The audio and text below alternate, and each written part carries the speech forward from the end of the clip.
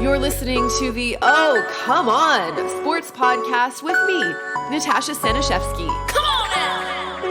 Hello, everybody. Welcome to the Oh, Come On podcast hosted by Natasha and Al. As always, we are with you here coming in hot from Calgary and Toronto. Al, how's it going? What's going on over there? Well, the first thing I'll say is coming in hot is not the terminology to be using right now because it was like -1 last night, I think it was. And in Toronto, I was out last night and it was very, very cold. So can we say coming in kind of cold, coming in kind of cool right now? But no, all is good. All is good. Thank you for asking. It's a beautiful sunny day at least, but just perfect on the cool side for sure. Okay, but you're bringing the energy, right? Because yes. We have a great guest today, such a great guest that you and I are not really even going to talk about anything. We're just going to bring her in right away because she deserves lots of time. Hayley Wickenheiser has found some time, I don't know how, to join us on the show. She just released a book. It's called Over the Boards, Lessons from the Ice. I bought it a couple days ago. I raced through it. Nice. It's awesome, super inspiring.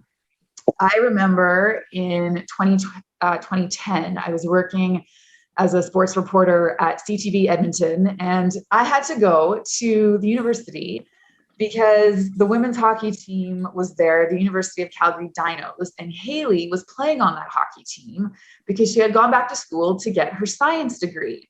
Cool. And we're both the same age. Like we're the same age now. We were in our early 30s at the time. And I remember interviewing her and thinking, I can't believe like she was so accomplished already, right? All those gold medals, and champions, the Olympic medals. And then she was going back to school and I went back to school at 26 and it was so hard for me. And she was going back at 31 or 32 or whatever it was to get this degree and then become a doctor. And I thought, my God, how is she doing this? Like she must want to do this so bad. And now that I've kind of read the book and, know a little bit more about her, you can just see this crazy work ethic she has and how badly she wanted it. And here she is now 10 or 11 years later or whatever, a doctor since we did that interview. So she is, a 4-time Olympic gold medalist, a world hockey champion, a mother, a doctor, a coach, and now an author. Do you do any of those things, Al? Well, none. That's pretty cool too. Well, yeah, I mean, sure, but I mean, she is as accomplished as it gets, and I have another cool feature of her, and I've just read it fairly recently this morning, and that was I'm a video game guy. Okay, I grew up playing video games. I grew up playing all the sports games, NHL, NBA, and Madden, and the like.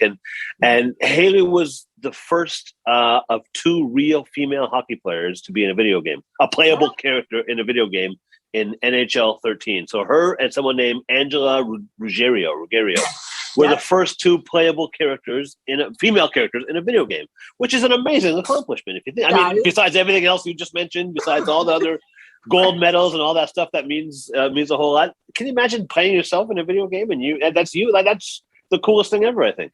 Well, you might have to ask her that. I wonder if she knows if she's in that video game. She probably does, but that's a cool thing for sure. Yeah, right. So no, I think as hockey is Canada's game, and I think Hayley is probably the one name that comes to mind when you say Canada women's hockey. I think so anyway, maybe, right? A women's Canadian hockey player. I think Hayley is probably the first name that comes to mind. So it's amazing guest. I can't wait to talk to her. And all the accomplishments you mentioned, that's amazing. And she was also quite an accomplished softball player, apparently, right? Or baseball player, or slow pitch player, or fastball player. Sorry. So seemingly just an athlete all around. Totally. There are lots of layers to her. She is super skilled in all kinds of areas. So let's do this. Let's bring her in. Here she is. Hayley, thank you so much for joining us. We know you are super busy. How are things going out there in Toronto right now? Yeah, thanks, Natasha. It's good to chat with you. Well, all is well. The season is young. There's lots of open promise in the air in fall. In my other side of life, which is in medicine, I think Ontario is doing fairly well with the COVID situation, a little better than Alberta at the moment. So that seems to be going well. People are following all the orders, and hopefully we're going to get out of the worst of this soon. Right. we will get into the COVID stuff for sure a little bit later, but I want to first of all talk about the book that you just wrote that just came out. I bought it a couple days ago. I read through it. It was great. It's called Over the Boards, Lessons from the Ice. And when COVID hit and everybody realized they were going to be stuck at home for a while with nothing to do, people said, oh, this is a great time to take up a new instrument or write a new book. Nobody actually did, but you did. You wrote a book during COVID. Can you kind of just talk about how that decision came about? Well, you know what? It wasn't a COVID thing. It was actually, I had done a book in 2010 called Gold Medal Diary, which was coming out of the 2010 Olympics. And it was just a little bit of kind of behind the scenes, what happens in the village and the preparation for the Olympics. And the publisher reached out and said, would you want to do another one? And I said, no, not really. And then I sort of started chatting a couple months before COVID hit with them and thinking about, ideas and things. And then when the pandemic hit, I thought, well, just some of the lessons that I've learned through sport and hockey and applying in medicine, I thought, well, maybe there's some things there that people might find interesting or inspirational, or we all are kind of looking for a little bit of help to get the energy to get through this time. So I thought, well, maybe it would be, and I had a bit more time on my hands. So I literally wrote the book kind of talking into my phone as I commuted through Toronto traffic, as you know very well. And it was actually a more enjoyable process than I thought, but kind of had to go back into the archives of my mind to start at the beginning of my hockey career and then move through all the years in the Olympics with the national team and blending what I do now with medicine and with the Leafs. Right. I love the book. There were so many things that I learned about you, lots of details. I think everybody kind of knows your main story, but there's lots of good little tidbits in there. The foreword reads, to my mom and dad who taught us that a girl can do anything a boy can do. When did you start to feel and realize that could actually be true? I honestly knew it from the start. I think I grew up in a very progressive household. My mom and dad are school teachers. My mom used to teach aerobics in our little town in Saskatchewan, and she would wear the full on spandex leotard to be up there on the stage of the local gym with 30 men and women in the gym doing these crazy aerobics. She was super fit and into fitness. And my dad just basically did whatever she said. and no, they were like volunteers in the community. And my mom left when I was 10 years old. My mom left for a year to go to university at the University of Regina to upgrade her teaching degree so that she could continue to teach. And so my dad raised the three of us kids for that year. My mom would just come home on the weekends. And so I just it was kind of role modeled very early on that if you have ambitions and goals in life, you go do them. My parents have traveled the world and I think are quite worldly people and have a pretty open mind. So I didn't know any different. And then in the little town I grew up in, yes, it's kind of redneck Saskatchewan, but there's a lot of really cool people that I got to be around growing up. And so it was pretty normal for me. Obviously I faced resistance when I hit minor hockey and you're the only girl on the boys team and you go to all these small little towns and people are yelling at you and parents are hanging over the glass. And there was a lot of bad things that kind of happened, but my mom and dad sheltered me as best they could. And I didn't really care because I really loved the game. And I didn't like everything that went on around the game, like getting to the rink, the hours before the game. I remember when I was 15, I developed an ulcer because I was so nervous to have to just go to the rink and just the stuff I would have to face. But ultimately, when I got on the ice, I still loved to play hockey, and that's what kept me going. Wow. Interesting.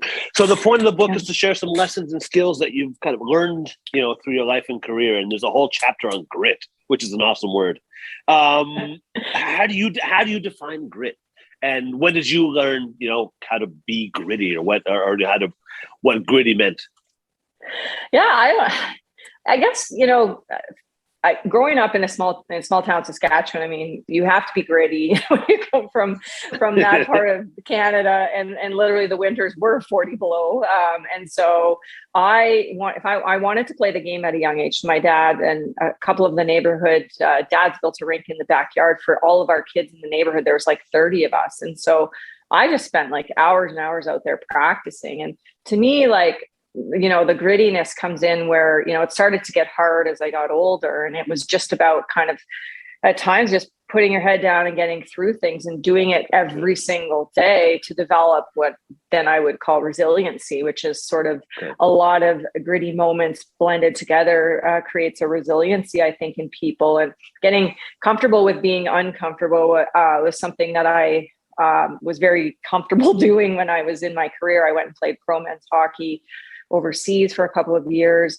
I did things that were really uncomfortable in the off season. I always tried to train with NHL players, bigger, stronger, faster players that I could push myself, and was never really satisfied. So I think the grittiness of that, I had a son when I was 21, being a young mom and just having to figure it all out. So to me, that's, doing things that are uncomfortable every day, and it builds that, I guess, resiliency, which then builds confidence in what you're trying to achieve, I think.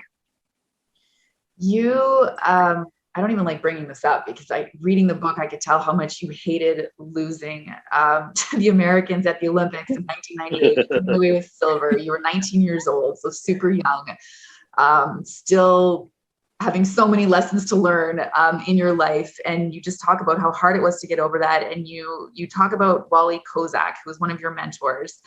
And you wrote you a note, and it reads, "Hayley, a gold medal is a wonderful thing, but if you're not enough without it, you'll never be enough with it," which is an amazing message, I think, because so many of us, we kind of try and measure ourselves through the jobs that we have or the money that we make. But what's the lesson that you took from that message? Yeah, I was so totally caught up in, who I was as a hockey player at the age of 19, going into the Olympics. And, I literally did not think about losing once. Like, I was just like, we're going to win the gold medal. This is going to be great. And it would be years later when I was actually chatting with Mark Messier, where he talked about, playing in New York in those game sevens. And he always thought equally about winning and losing because it helped him to manage the pressure.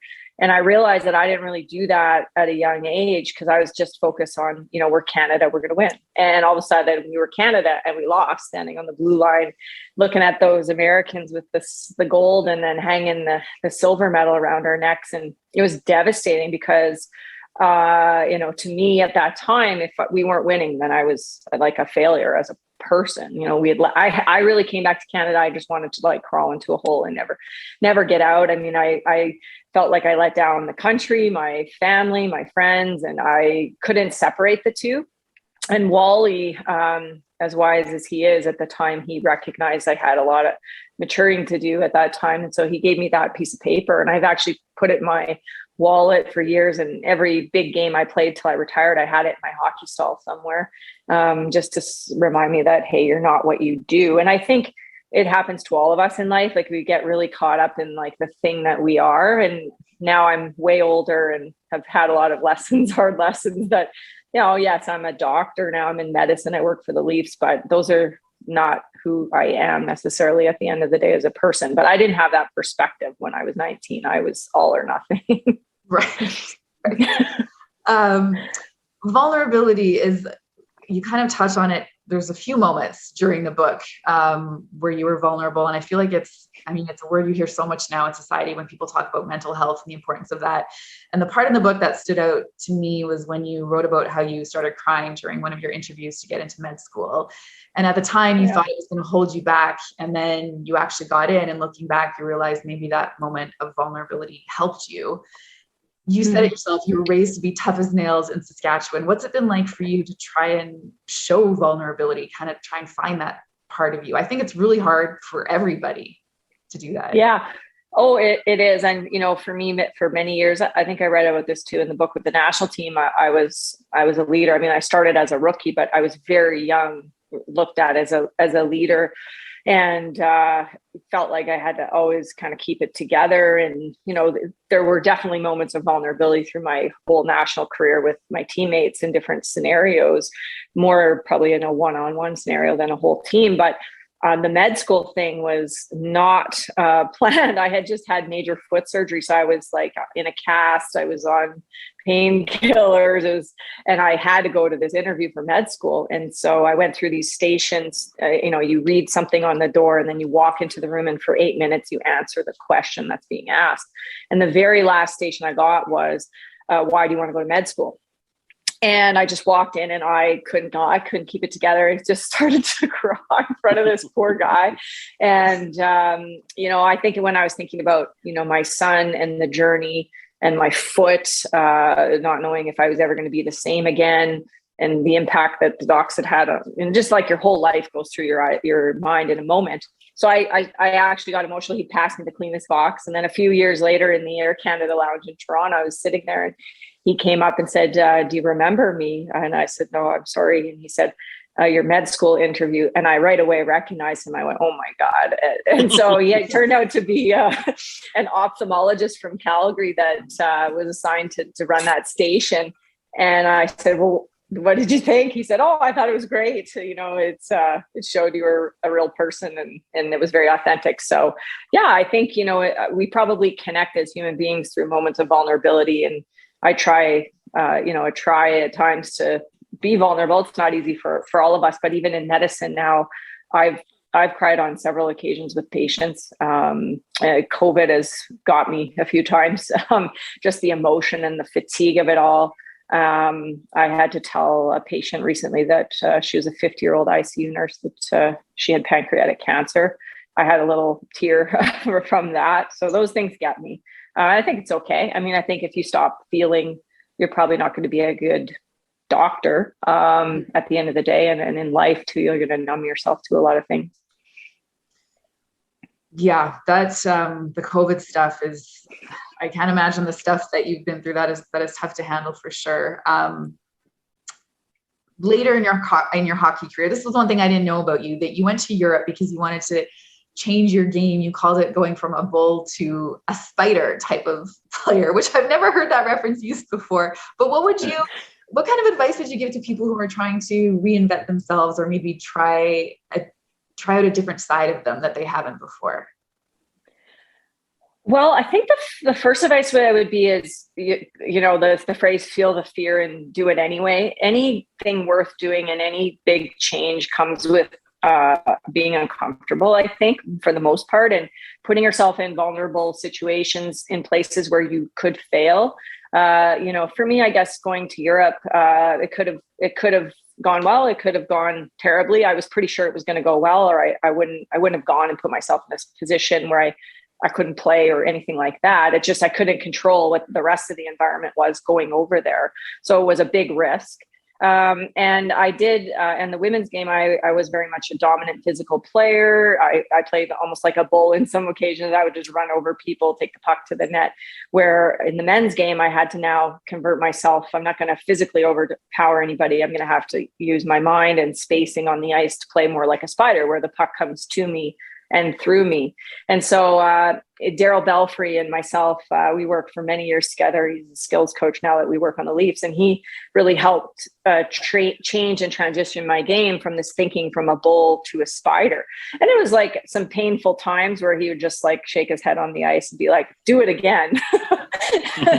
But, you fail a lot, you fall down, but then eventually I did, I think, navigate my game in that way. And I was able to make those changes. So for people that are, you just got to go for it. Like, I don't really have any better advice than that. Then you just got to go for it. And you got to be, I think, okay if things don't go well, and have a plan B or C or D. But, you got to put the fear aside, and the courage to do it, I always say, is like one step ahead of the fear of failure, which, I can remember many games with the national team we won just because of that line alone, and it served us well. Very cool. Ryan Smith told you that rest is a weapon. Now, I've heard you say you're a doctor, you work for the Leafs, you have a family. How on earth do you find time to rest? And can you share some tips on how do you turn off? Because, I think a lot of people have those challenges, not necessarily as busy a plate as you have, but I'd be interested to hear your thoughts on how you turn off. Yeah, well, I was pretty young. It was 2006 Olympics in Torino, and I was outside the Saddle Dome, and Ryan came out playing with the Oilers, and we were chit-chatting and talking about going to Torino, and he said, "Oh, I'm tired. I need some time off." And I said, "Oh, I feel great at this point in the season." And he goes, "Hayley, rest is a weapon." And I was like, who needs to rest? And so now I'm like, oh man, was he right? When I look back, and quite honestly, I am like a fourth line winger right now, grinding out my residency and my time with the Leafs. I don't get as much rest as I probably should and would like. But there were two things that I promised myself when I went into med school that I wouldn't sacrifice. And that was my fitness and my sleep. So I try to get as many nights of the week, 8 or more hours of sleep as I can so that I can function, which the correlation between sleep and chronic and disease is like a real thing. So if you sleep more, you're going to be more healthy. We know this. So I'm going to try and take my own advice and keep doing that. And then the second thing is just from a fitness perspective, I really believe in like movement is medicine. It keeps me sane mentally. And I just finished working out before chatting with you guys. I like to do it just about every day of the week that I can. So that is like moving rest. Rest doesn't always mean just like laying on the couch and watching Netflix. Rest can be like, go outside for a walk, go play golf, hang out with your friends, like just getting away from the things that are the grind for you. So for me, like it's a combination of like resting and sleeping and Netflixing and those things, but also just getting away from the things that make my head hurt, like medicine and hockey sometimes. There is so much noise out in the world today. You really do have to try and just shut it down sometimes. Yeah. It is. That's true. Yeah. And social media, I guess I should say, like the phone, like the phone is my second extension. So I've tried to like have planning around, okay, I'm just going to spend 10 minutes a day on social media, and sometimes just taking like a complete departure from it as you probably do yourself, like just putting it away. Cause, it's there's a good and bad to it, and you got to kind of know and use it for both, I guess. Yeah, absolutely. And speaking of that, Twitter specifically, so you are working now, you're in the hospitals, you're working in emergency. And when all this COVID stuff was happening, you were in the hospital seeing all the loss and the suffering firsthand. And this was when the IOC still wanted to go ahead with the 2020 Olympics. And you were just thinking, this is a really bad idea. So you decided to take a stand. You went on Twitter and you kind of made a statement against the IOC, which caught fire basically. But that, I can't imagine what a difficult decision that was. What was that like for you, making that decision and standing up against them, I guess is the right word? Well, I was in the hospital. I was in the Emerge in Toronto that had Ontario's first COVID patient when that patient came in that night. And I just remember kind of like the uncertainty within the medical staff, like the attending physician, like, what do I even wear? Like, who's going to go in the room with this patient?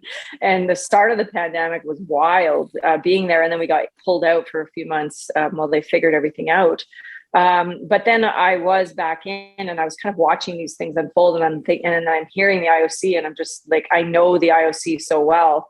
And I knew the motives, and they weren't in the interest of the athletes or safeguarding, I didn't think, their health. And then I got on a few calls and I was listening to this and I'm like, this is insane.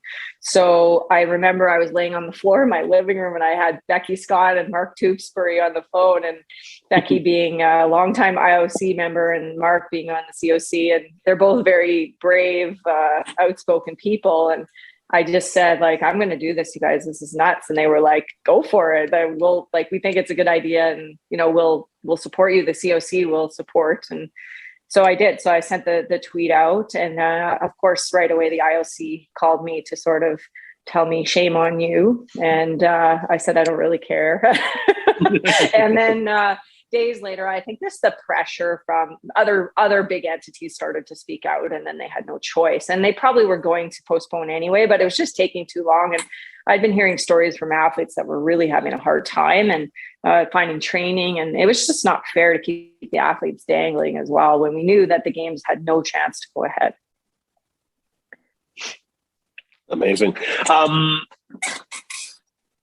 How has hockey prepared you for your career in medicine? I mean, they seem very kind of different paths, but I'm sure one has prepared you well for the other. How has hockey helped in that preparation? Well, you know what? They're both the same in a lot of ways. Like, I tell people all the time, like, people in medicine are like, oh, really? And then hockey people are like, oh, really? But, probably the best way to just put the two together is one of the players got a puck in the face a couple months ago in practice, and I was running the practice and ended up just stepping off the ice and stitching him up. So I went to school for something useful. And he looks pretty good. You wouldn't even know it. But anyway, they both complement each other. You know, everything that I did in hockey, I use in medicine every day. So like, you know, the grit and the resiliency and the discipline and the training, you need it in medicine. It's just such a grind, especially in your residency. You're just like at the mercy of everybody else's schedules, and you're just trying to learn. You're like a complete rookie again. You know, the self-care you learn as an athlete, like a lot of medicine is very unhealthy, and just like valuing those things. And then teamwork, you know, medicine is a team sport, and the best doctors and nurses and the whole team works together. The patient wins at the end of the day. And that's not always happening.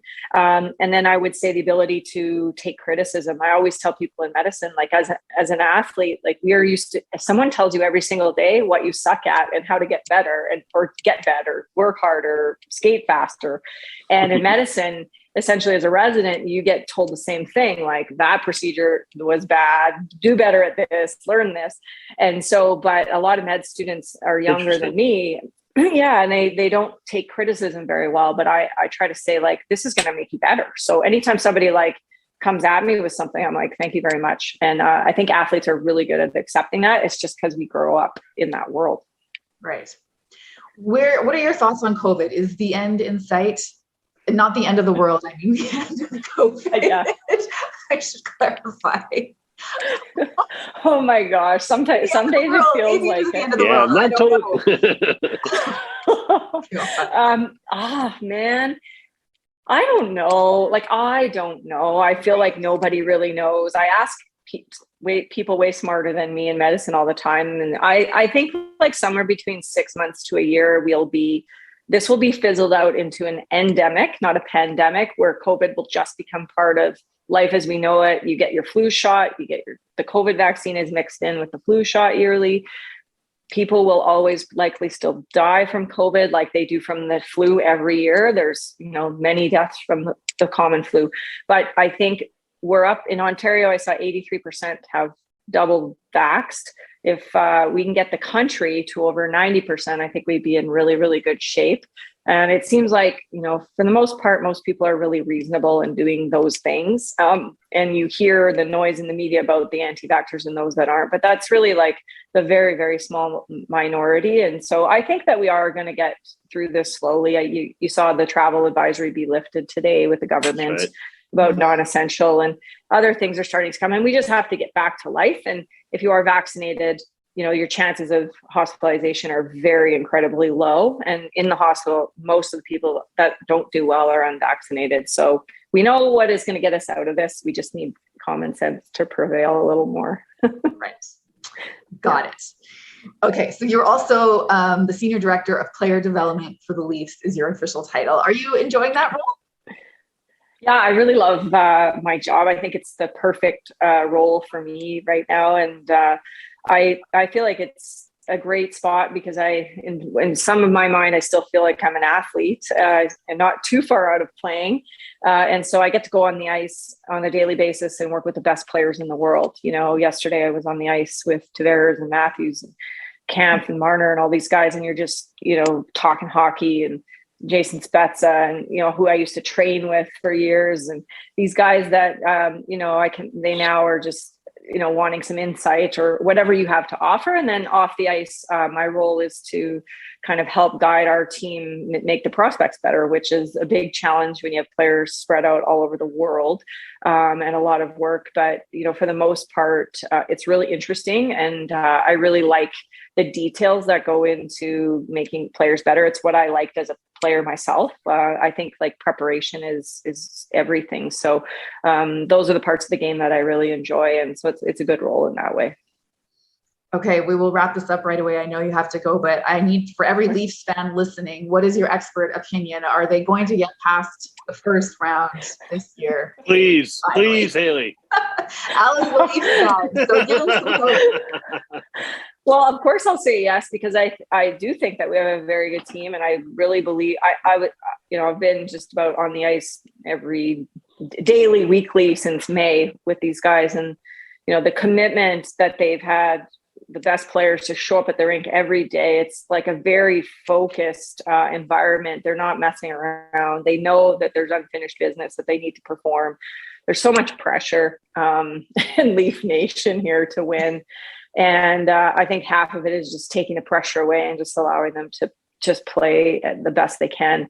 Hockey's a weird game. You can play great and still lose. And, we did see that, I think, in the playoffs. They played very well and just couldn't get the puck to drop. So I think Leaf Nation, just take a breath. There's like 78 more games to go. It's going to be a long season, but I believe in this group for sure. They need to read your book and pick up some tips on how to just relax and keep things in perspective, right? Which I think most Canadian hockey fans need to do, because a lot of the teams have not been great lately. So there you go. Yeah. I forgot to mention off the top, you probably don't remember this, but when you were playing for the Calgary Dinos and you were getting your science degree, I believe it was, I was working for CTV Edmonton at the time. And I interviewed you and I was like, I can't believe we're roughly the same age. And I went back to school when I was 26. And I guess you would have gone back when you were whatever, early 30s it was at the time. And I remember thinking, I can't believe you were going back to the school at this age, but you obviously wanted it so bad. And here you are 10 years later practicing doctor. So it's a great story. The book is awesome. I would encourage everybody to read it. Thank you again so much for this, because we know how busy you are. So thanks for sharing the time and your insight with us. Well, thanks for having me, guys. It was a lot of fun. And I always tell people you're never too old to go back to school. It took me 16 years to get my undergrad. So for those young kids coming out of high school, don't panic. You have lots of time. But thanks for having me on, guys. Awesome. Thanks, Hayley. Good luck the rest of the way. Thanks, Hayley. Okay. She is. Yep. That was pretty cool. So I think my favorite comment was a series of gritty moments. A bunch of gritty moments create resiliency. Every time we talk to an athlete, they always have some little pearl of wisdom that I take from. I think that's so cool. I remember Luke Wilson's was. I don't remember it now, but I remember thinking, wow, that was very profound. And that one from Hayley also was pretty profound. A series of gritty moments create resilience. That's pretty cool. Yeah, she is. I mean, with all these athletes, it's a habit, all of these things, right? Like the work ethic it's a habit that you just develop over time. Totally. Grittiness, it's just a way of being, I guess, which total. is I think you're right. I agree 100%. Right? It's amazing that the response is it doesn't seem forced, right? They obviously it's a belief. It's not like a mantra that you're just repeating. It's something that you really firmly believe in. When you're asked a question, you respond with what you believe. So it's really cool to see. It seems to be a common theme amongst professional athletes, which is very cool. Yeah. Yeah. Well, we wish her the best. That COVID stuff and working in the hospitals right now can't be easy. Talk about just what a thing to start your career with. COVID, pandemic. Absolutely. That's pretty wild. So we wish her all the best. And I think that's it for us, Al. It's a great book. Like I said, Over the Boards, Lessons from the Ice, recommended to everybody. Not sure who we're going to have on the show next week. We're going to get somebody fantastic, though. I can feel it. It's a surprise. We'll see how it goes. You have a exceptional weekend, and we'll see you next time. Sounds great. You're listening to the Oh Come On Sports Podcast with me, Natasha Staniszewski.